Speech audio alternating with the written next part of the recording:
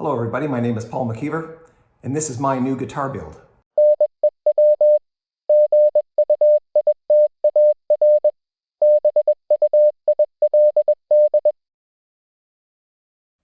Now I'm not going to put the rest of the strings on just yet, and here's why. This guitar has pickups that are going to be mounted in this way, so down into the top of the guitar. And before I can even mount those pickups in there, I'm going to have to find out a few things. One is, how much wood do I have there? Because if I'm directly mounting screws into the wood, I don't want to drill so far into the wood that the screws come out the bottom, okay, the back of the guitar. So I've got to do some measurements about the thickness of the guitar, the depth of the cavity, do a little mathematics on that, simple subtraction addition. There are also issues about the placement. So, I'm not going to take one of the pickups off, but if you put a pickup in to a cavity, you want it so that the magnets, all right, so here's the set here. These magnets have to line up. There's 6 magnets per pickup. You want those to line up with the 6 strings.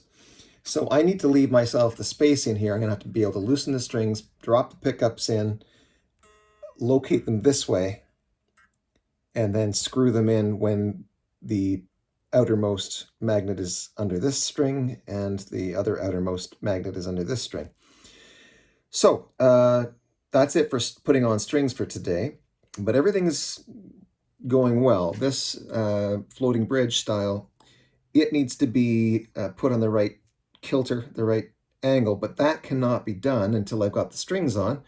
So the order of operations will have to be get the pickups and the electronics in first, then come back to setting up the tremolo unit. And before putting the pickups in, I want to put the controls in because they'll be the thing to which the pickup wire is attached, and that way they won't be flopping around. So we're going to turn over the guitar after I tighten up the C string.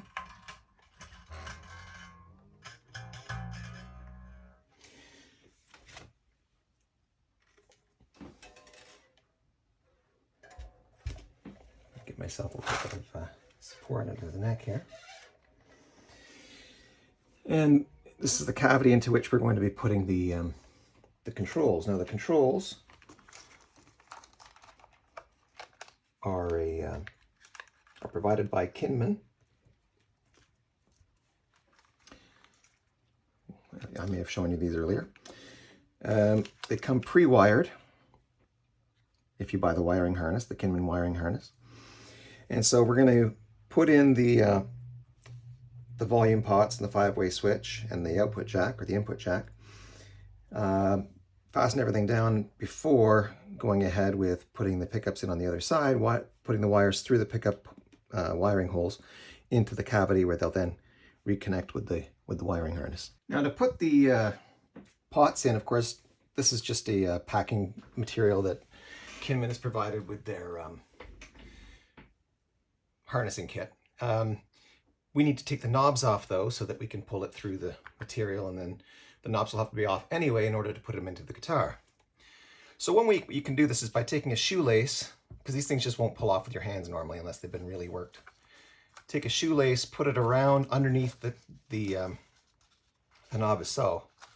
Maybe give it a crossover because we can do it in this case. And then just lift. There's one. Okay.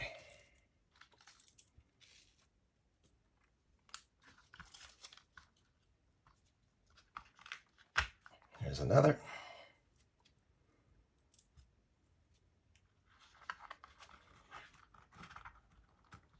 And there's our third. Okay. Now we're just going to turn the hexes on these and they'll come out through the bottom of the holding. All right, so I've taken the knobs off so that I could get the pots free of the plastic holder.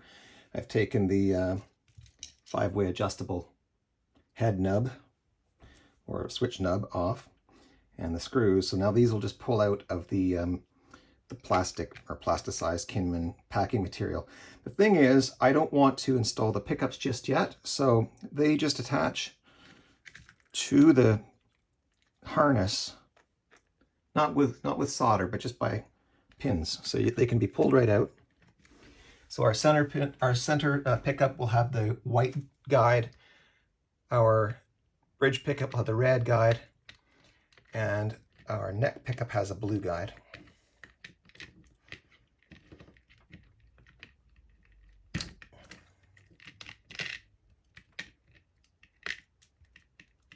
There we go.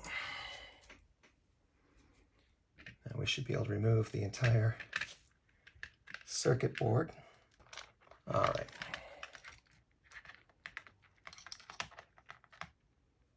Take some care not to pull any wires free of the circuit.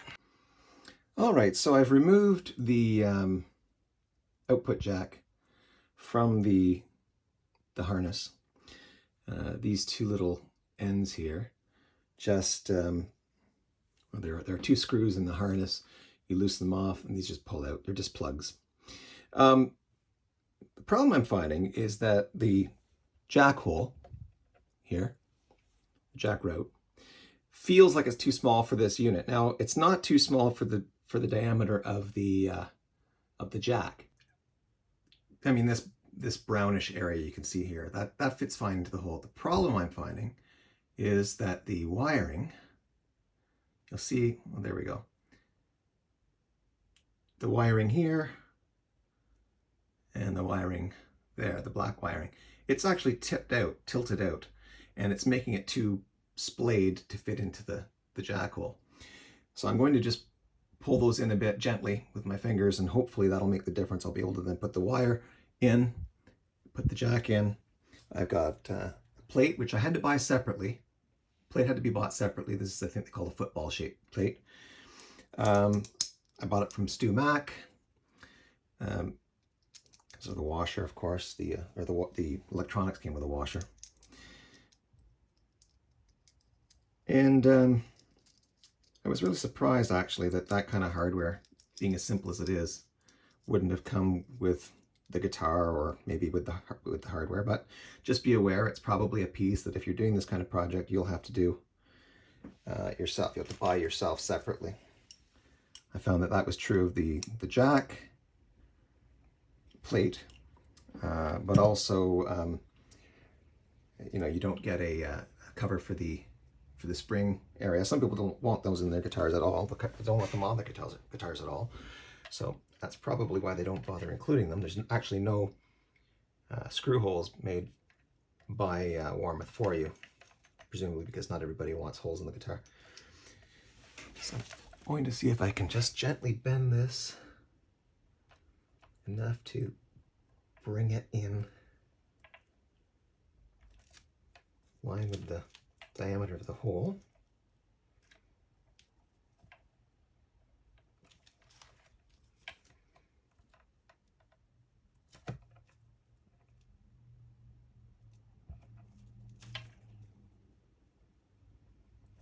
Okay, let's see if we can get this in now.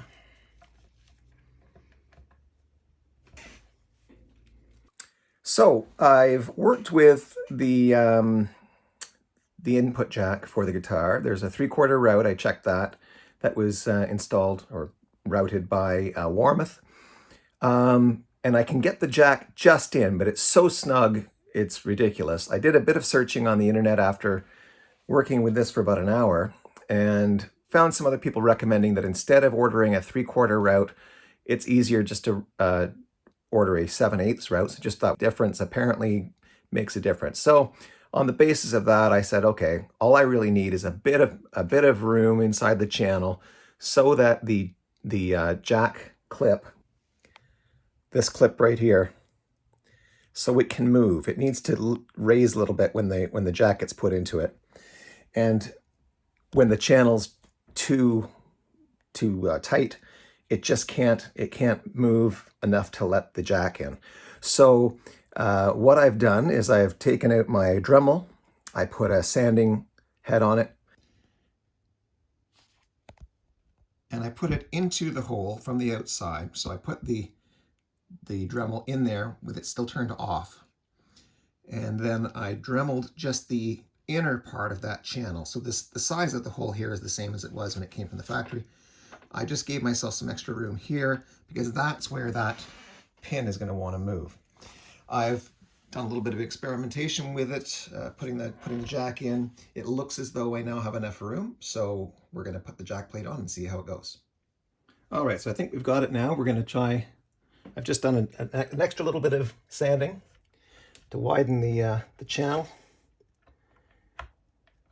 We're going to test to see if we can take the jack in and out easily. Goes out easily, goes in. So we're good. I'll just put the 2 screws in, and then we're going to be ready to roll.